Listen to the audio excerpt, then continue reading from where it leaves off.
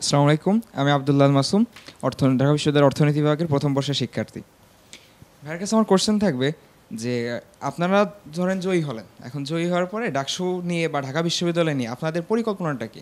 আসলে বাংলাদেশে যেটা দেখা যায়, জাতীয় রাজনীতিতে যদি আমরা দেখি, জাতীয় রাজনীতিতে যেমন এই যে কোটা রিফর্মের মাধ্যমে যেটা আসছে, হাসিনা সরকারের পতন হয়েছে, ইউনূস সরকার আইছে, আসলে সংস্কার উন্নয়ন এগুলো দেখা যায় না। এখন আপনাদের এটা কি এমন হবে যে আগে 19 সালে বিভিন্ন ছিল, এখন আপনি যাচ্ছেন যে ক্ষমতারই শুধু হস্তান্তর হচ্ছে, আপনারা শুধু ক্ষমতাটাই দেখাবেন, উন্নয়ন কিংবা আপনার সংস্কারের পিছনে যাবেন না? এই যে স্পেসিফিক্যালি বলি যে আমরা কি করতে চাই, প্রথমত আমরা সবার আগে থেকে গঠনতন্ত্রের যে পরিবর্তনগুলি ডাকসুর সেটি এনশিওর করার ব্যাপারে সব থেকে বেশি ভোকাল ছিলাম।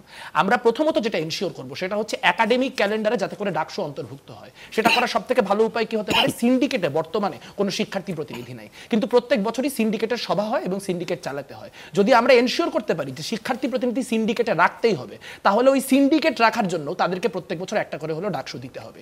দ্বিতীয়ত, এই মুহূর্তে ডাকসুর যিনি হচ্ছেন আপনার সভাপতি, তিনি হচ্ছেন ভিসি এবং তিনি পদাধিকার বলে ভিসি। এই সংকটটিকে দূর করতে হবে। ডাকসুর গঠনতন্ত্র পরিবর্তনের যে অধিকার, সেই পরিবর্তনের অধিকারও এখন পর্যন্ত ডাকসু শিক্ষার্থীদের হাতে, মানে নির্বাচিত ডাকসুর হাতে বা গণভোটের হাতে ছাড়ছে না।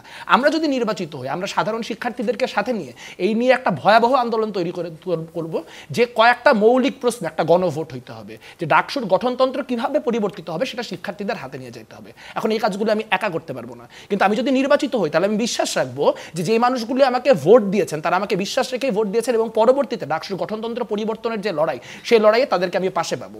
এবং ডাকসুর গঠনতন্ত্রের এই পরিবর্তনগুলি এনশিওর করার মধ্য দিয়ে যাতে করে ডাকসুর নির্বাচিত সভাপতি কোনোভাবেই মানে কোনো অছাত্র না হন, তিনি যেন একজন ছাত্র হন, সেটি নিশ্চিত করা, একাডেমিক ক্যালেন্ডারে ডাকসু অন্তর্ভুক্ত করা এবং একই সঙ্গে যেই ধরনের আপনার প্রশাসনিক স্বৈরতন্ত্র দিয়ে ঢাকা বিশ্ববিদ্যালয় চলে সেটাকে ডেমোক্রেটাইজ করার সর্বোচ্চ চেষ্টা করেন। যদি একটু অ্যাড করতে পারি, সেটা হচ্ছে ডাকসুর গঠনতন্ত্রে বর্তমানে সভাপতি ভিসি থাকবেন, শুধু বিষয়টি এমনই নয়, সভাপতির হাতে প্রচুর পরিমাণে একনায়কতান্ত্রিক ক্ষমতা থাকে।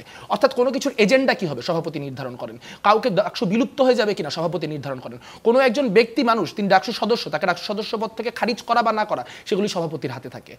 আমরা গঠনতন্ত্র নিয়ে পরিবর্তনের কথা বলার পর প্রশাসন একটা চমৎকার কাজ করেছেন, চমৎকার কথাটি সার্কাস্টিক্যালি বললাম, তারা যেটি করেছেন তারা হচ্ছে এই ক্ষমতাগুলি সিনেট সিন্ডিকেটের হাতে নিয়ে গেছেন, নির্বাচিত ডাকসুর হাতে না নিয়ে গেলে।